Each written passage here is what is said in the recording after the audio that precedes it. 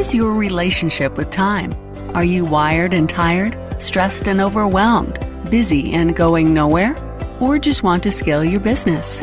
Welcome to Take Back Time with your host, Penny Zenker. Penny focuses on books, strategies, tools, and tips to help you work smarter and approach your time more strategically. As a result, you can have more energy, focus, and get more done in less time. Be more efficient and effective. Get ready to take back time. Hello, and welcome to Take Back Time. My name is Penny Zenker, and I'm your host. And today we're going to talk to Susan Moore, who is a self-development coach who is committed to helping people to step out of autopilot. And she's running a new summit that is coming up on the 20th of January. Is that right, Susan? That's right. Awesome. Well, welcome to the show. I think this is such an important topic to help people to take back their time through stepping out of autopilot. So I'm excited to chat today. Absolutely. Thank you. I'm happy to be here. So tell me, why did you pick that topic, stepping out of autopilot? Like, what drove you to want to do that? Yeah, I've been coaching for about 6 years. I started actually working with a executive coaching company and here in San Diego, and I was just fascinated with the work they were doing. And pretty much the owner was coaching the CEOs of very large companies, and then they would ask us to also coach their C-level management. So I started getting involved in that and really learned that even the executive coaching turned into self-development. And, right? Yeah, it was just like, you just didn't want to label it that way quite, so much. But it always becomes personal, right? It's just like, how are we going through the world? How are we going through our day and interacting with people? So most of my clients ended up being in that sort of place that I want some personal growth. I want some personal development. I need to get unstuck. I don't like where I'm at. Maybe I just got out of a divorce. Maybe I just got done raising children. Maybe I want a career change. So it seemed to become a very popular theme. It makes sense. I mean, if we try to isolate parts of ourselves, like this is me in business and this is me at home and this is me in my community or whatever. But the thing is that we're a whole person and we bring all of that other stuff with us. And when we want to get to the next level in any area of our life, it's impacted by how we show up, right? What we're thinking and what's in the way. So it makes a lot of sense. Yeah, that's true. We go through life, different compartments. And I know I was doing that for a very long time. I'm a mom, I've got jobs, I've got multiple jobs sometimes just to make things happen. And there's not a lot of flow. So when things are all compartmentalized and you're shifting, it's a lot more work. That's true. It's a lot more work. And that's what this show is about, is to help people to work less and profit more, right? Take back our time and in essence. And so being in the flow would definitely help us to do that. So how could getting out of autopilot help us to be more in the flow? I think, well, first of all, when you're stepping out of autopilot, first of all, you are stepping back and recognizing that you're in autopilot, right? Which is not easy. No, not at all. And sometimes it takes being very honest with ourselves and who am I being and how am I going through the world? How am I interacting? And unfortunately, when we're stuck, we're very self-focused, right? We're not focusing out. Yeah. We're just like, all of this is happening to me and this is my situation and I can't change it. It's just the thought of changing anything is too daunting because a lot of times we're not willing to give up what we have for something new, something different. Yeah. So tell me, do you have a tip on how to help people to recognize that they're in autopilot and to get that clarity? I think what I'm learning is that people being stuck, it can be very huge. It can be, we've been stuck for 4 years. We've had something major happen in our life. Mm-hmm. Or we also just get stuck in a day, in a week, in a rut, and just kind of in that mode of you're cycling, right? And so you want to step, I think we talked about, you want to step back and just say, how am I really interacting with the world? Are things happening in the way I want them to be happening? Am I making an impact? And I think one of the big shifts comes when you suddenly can focus outward. Focus outward. I agree with that. Absolutely. pray this if week. in doubt, focus out. I like that. I went to Thanksgiving with my family, and my family has, so my brother, sisters, all their children, which are now in their 20s. And, you bring a bunch of 20-year-olds to a party and things can get interesting. And so there were some parents of some of them, and most of them I knew, right? Most of the people in this big room I knew. And there was about 6 or 7 people. So my point is I went to Thanksgiving sort of with an agenda. I wanted to have a better relationship with my brother. And I went into it thinking about all of this and how I wanted him to react to me and how I wanted him to respond. And I was going to just ask him anyway, it all fell flat. It didn't work for me whatsoever. And it wasn't until I went, okay, do I know everybody's name in this room?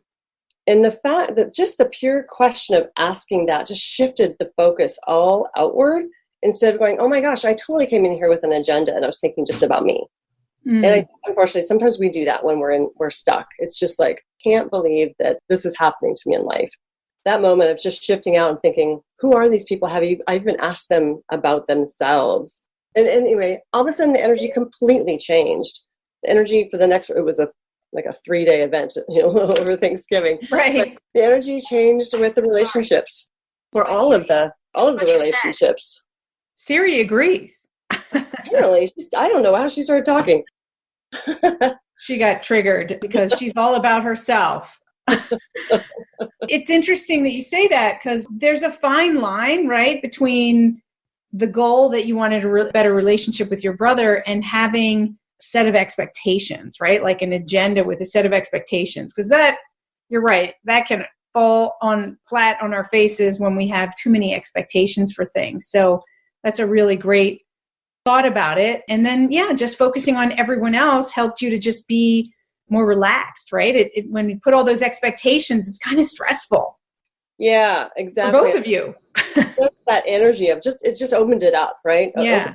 To allow maybe whatever to happen instead of, like you say, just to pigeonhole it with my expectations. Yeah. Yeah. I think, and that is the key is sometimes to open it up and just to shift the energy, and then it'll work out the way that it's supposed to because you're in the right energy. That's one of the things I talk about a lot is energy is everything. So when you do have the right energy, amazing things can happen. I mean, look at teamwork and how when you have the right energy of the team working together and the right trust, teams can create amazing things. And when that energy is not there, right, just makes everything stop. So makes sense. Distractions are the enemy of productivity. Go to distractionquiz.com and find out your distraction profile. Are you a time zombie or a hamster? Take this free distraction quiz today to rate your ability to focus on what keeps you from being a wizard. Go to distractionquiz.com.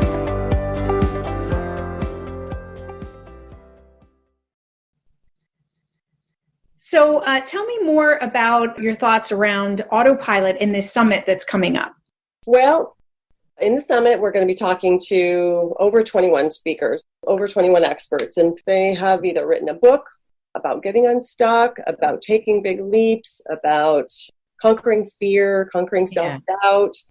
So all of these can be pieces, right, of getting out of autopilot. And sometimes we're talking about the mechanics of it, and sometimes we're talking about just the being of it, right? So it's the difference of the doing and the being. And sometimes we need both. I think there's enough variety here of ways to go about it that some people will really just say, I'm going to try this and then I'm going to try that. And maybe they find that one works for them better than the other. But the idea is to give people tools to get moving, make the changes that they're looking to make in their life. I love that. 21 experts. I'm excited that we just did an interview, excited that I'll be a part of the agenda there and talking about my stories. That's really powerful because like you said, we like to see things. I might resonate with somebody where someone else might resonate more because we all have different personality types, different ways of looking at things, different things that we know work for us. So I think that's really powerful to have 21 different people talking around tips and tricks and strategies on how to get out and approach this idea of autopilot. Yeah, I'm really grateful for the generosity that we've seen for this summit. I think it's been wonderful and it's just so important. So just to wrap up, what do you think it's costing us to be stuck in this place of autopilot from time to time? Like you said, whether it's a day, a week, a month, a year. Well, I think it's costing us being present in our lives. And not being present in our lives is really not living, right? It's just going through the motions. It's which is what autopilot is.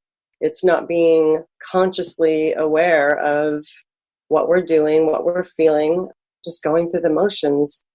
So I think most people, I woke up, I think what happened when I decided to actually do the summit, I woke up one night and I said, okay, so is this it? Are you done? Like, are you done sort of trying to be what you were meant to be? And in fact, one of my speakers had said this to me, and it was very powerful, at least for me. He said, what if on the day I die, I have to come face to face with the person that I could have become? And that just put chills down my arms. And I was like, okay, I'm not done trying. I'm going to do something big. So that's what the inspiration for the summit was. It's like, I want to give. I want to give to others and just see how we can help. That's awesome. I love that.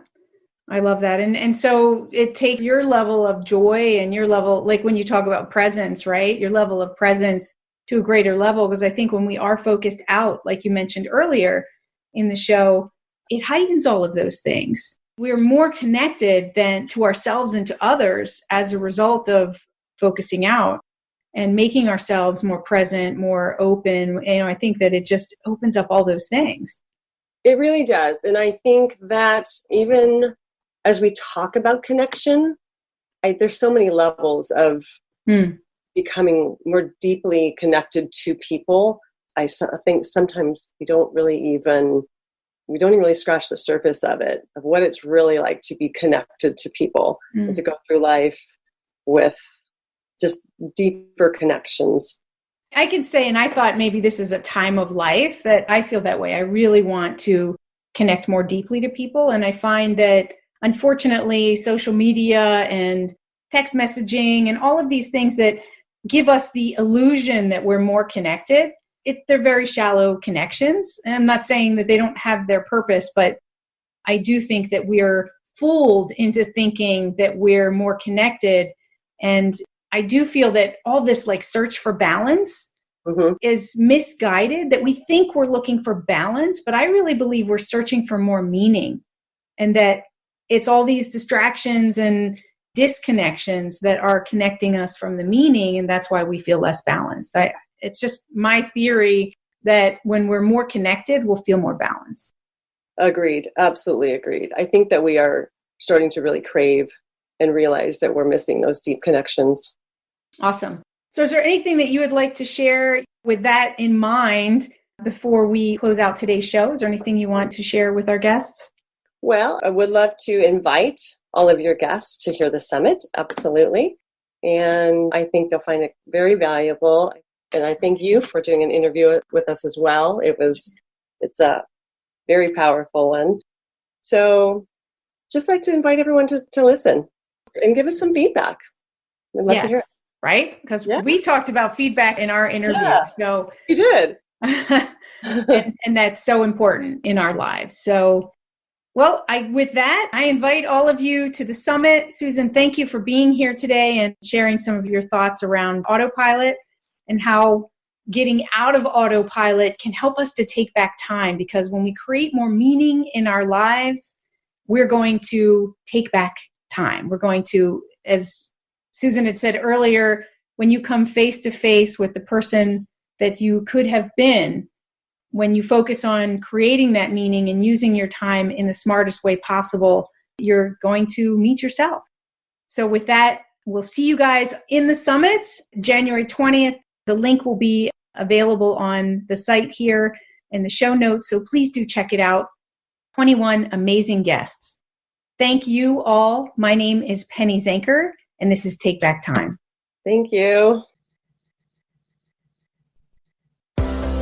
Thank you for listening. Today's topic is another opportunity for you to put the knowledge you learned into practice. Tune in again next week for more strategies that will help you have more energy and focus to get more done in less time, so you can continue to take back time.